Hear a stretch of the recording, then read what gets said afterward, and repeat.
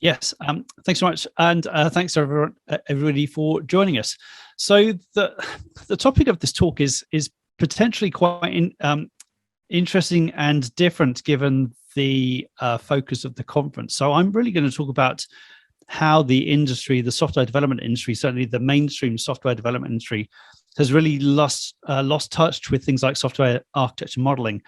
And I want to share my approach to how I've helped teams reintroduce these sorts of things. So in order to tell this story, we have to backtrack a little bit. And of course, over the past decade, maybe 2 decades even, there's been this big push towards people doing agile transformations and adopting agile software development approaches. And that's fine, and that's good. And there's lots of very, very good stuff in agile software development approaches. But the problem is many teams threw away a whole bunch of stuff. So many teams threw away big design up front, which is a good thing. I'm totally happy with that. And of course, they did that for a bunch of reasons.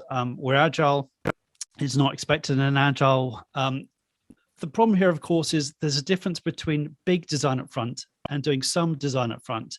And when I go visit teams around the world, they do ask me, so we're doing agile, are we allowed to do any upfront design? And of course, my answer is, well, sure, why not? There's also this misconception that some of the agile approaches don't allow you to do any degree of upfront design. So I commonly hear teams quoting this to me: we don't do upfront design because we do something like extreme programming instead. So there's a whole bunch of stuff to unpack there around the shift from big design up front to often no design up front, and that's a topic for another day. The unfortunate thing is many teams coupled things like thinking architecturally, they threw away documentation and diagramming and modeling alongside big design up front. And that's really the problem now. I go visit many teams around the world and they've gone through their agile transformations and they're literally thrown all of this stuff away because they don't think it belongs in agile approaches.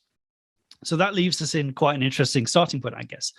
So we've kind of done the introduction to me. I am an independent consultant. I do specialize in software architecture. One of the things I get to do is I get to run workshops. Of course, recently these have been online workshops, but I get to do workshops where essentially I give people architecture katas.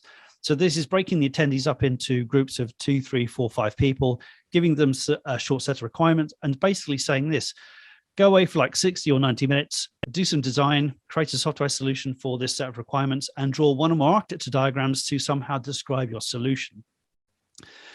And of course, it should be no surprise that the types of diagrams I get back look like this. This is just a set of tech choices on a diagram. We have this one here, which is boxes and no lines. So there's nothing